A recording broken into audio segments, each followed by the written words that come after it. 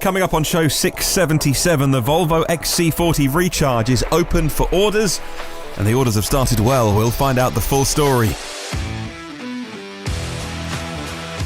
Plus, we're talking about an EV called the Canoe, the 2021 Maserati EV that's coming.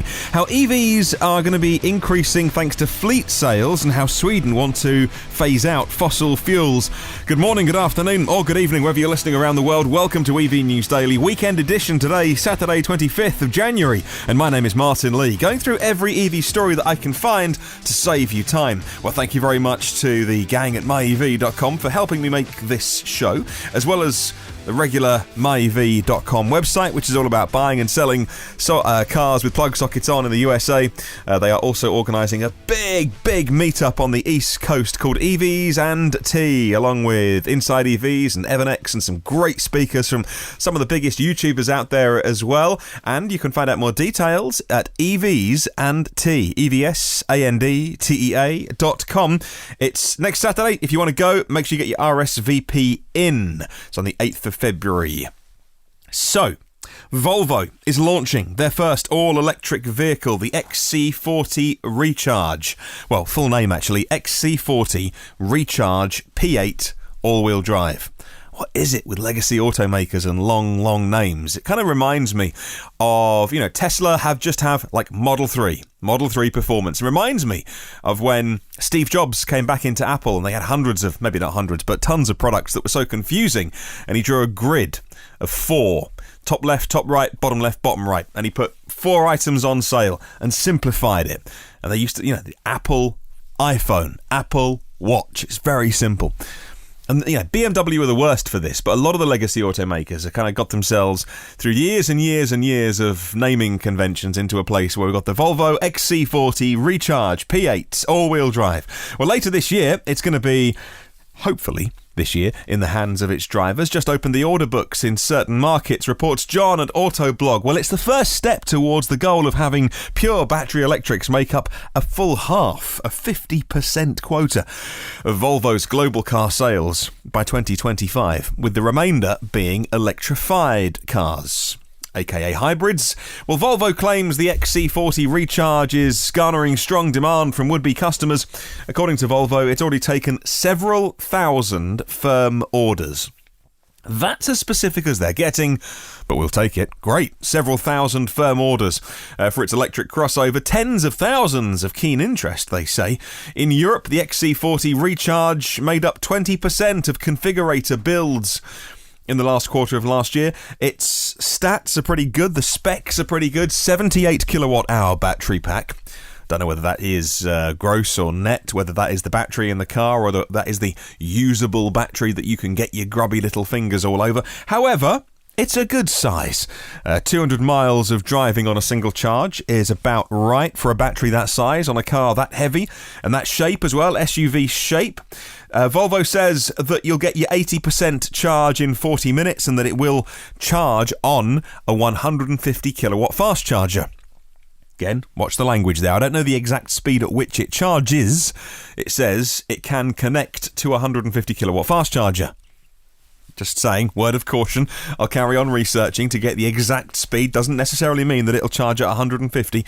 Well, 2 electric motors provide 402 horsepower, and Volvo says 0 to 60 in 4.7 seconds. Yummy. I love this. I love the styling of the Volvo design house at the moment. Probably just about my favourite out there right now. Exterior, interior, just really suits my personal taste. I love the cars as well. There are many sexy cars out there, but I really like what Volvo are doing.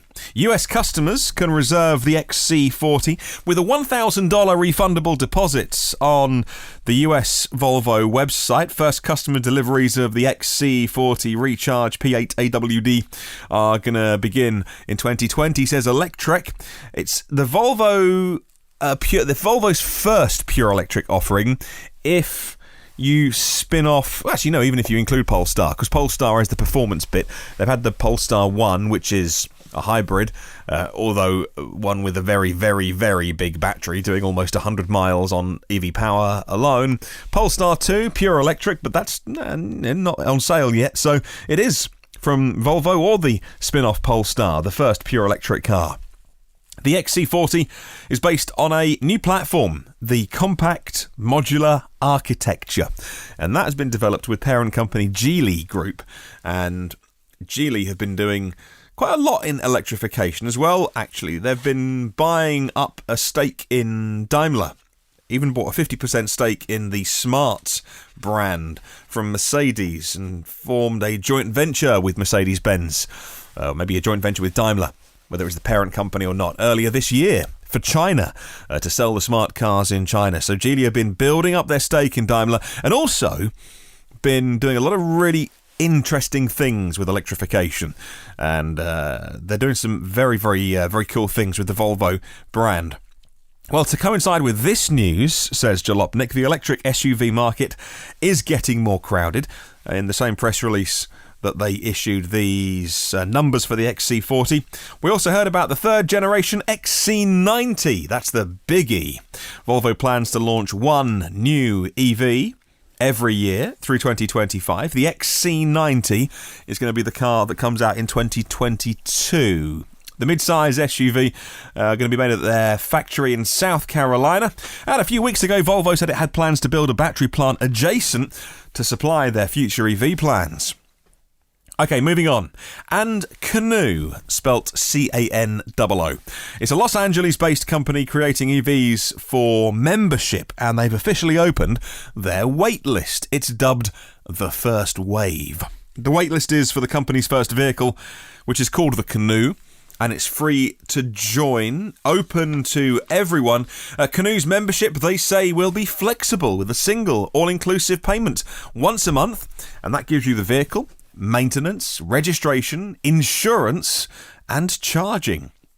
Well, Canoo has developed their skateboard design, in other words, a big flat battery pack and a wheel on each corner, housing the batteries and the electric drivetrain. But the reason they've done that is all of Canoo's future vehicles are going to share that same underpinning platform. All they'll do is plonk on different cabins or top hats. I'm sure they do more than plonk, but you get the idea. The Canoo has a range of 250 miles, aiming for that on EPA, and 80% charge in 30 minutes. Really interesting commercial vehicles coming from Canoo. Okay, moving on. And the new generation 2021 Maserati, Gran Turismo and the Gran Cabrio are going to be the first all-electric models from the historic Italian car maker, according to carsales.com.au. And some of these smaller brands that I've been looking at and wondering, what are they going to do? What are their plans? They have to electrify, they have to have EVs, but it's expensive, and are they going to get left behind? Well, it means this year's all-new Maserati supercar is going to be launched, at first, with a conventional powertrain on the Gran Turismo, and it's going to have a petrol engine under its bonnet. The first EV powertrain will then arrive afterwards, and Maserati say they're spending a lot of time on the sound. A lot of Maserati owners, who I'm guessing probably liking the sound of a V8, V10, maybe an old V12, aren't going to get the same experience with an EV. I mean, they're going to get a very quick car, but Maserati are working on their signature EV sound. They say the engine note, okay, motor note really, but the engine note of their new in-house zero-emissions drivetrain is under development at their innovation lab in Modena, and it's at an experimental stage, they say. Maserati says it will acquire data from a series of tests on the road and on the track in various conditions to determine, and I quote, the sound that will characterise the electric engine, end quote. It's a motor, I hate to tell you, it's a motor, not an engine. Due to power and range of future Maseratis, Maserati buyers are all about the engine, aren't they? Oh, as a quick sidebar, there is a YouTube video with Bjorn Nieland, and he's testing the VW E-Up, and he shows the dashboard, and the dashboard says, because I think he wants to turn the car on when it's charging so he can put the aircon on to warm it up, and it says, cannot start engine while charging. Not an engine, it's a motor. Oh dear, we'll get used to calling it new things. Well, the first of the Maseratis will be redesigned, a Gran Turismo Coupe. Built in Turin from 2021. Next year we will get an electric Maserati. I say we. I won't be in the market for one, but you got a few bob in the bank, maybe you will be. So, traditional barriers to the adoption of EVs, like range and charging infrastructure, no longer fill fleet managers and fleet buyers with anxiety, a new survey suggests. Instead, they've started to view EVs as a way to cut costs and to cut emissions and to be compliant with clean air zones, writes the website Fleet News. The EV Report 2020, powered by EV Barometer, surveyed more than 300 fleet decision makers and held discussions with fleet managers in focus groups in London, Birmingham, Bristol, Leeds and St Albans. Well, it found that 60% of van fleets and about the same of car fleets operate vehicles in areas that have or are planning to have emissions regulations. The larger the fleet, the more likely they will be impacted by zero emissions zones going into the cities. Some 2 in 5 fleets have more than 100 vans and say their introduction of electric vehicles is the principal reason for going electric. You know, I've said this for a very long time, and long-time listeners will have heard me say this a few times. Fleets are going to be one of the ways that EVs become ubiquitous. And there's going to be a few things happening. Firstly, the simple fact that fleet buyers will buy a lot of them, so there'll be lots of them on the road.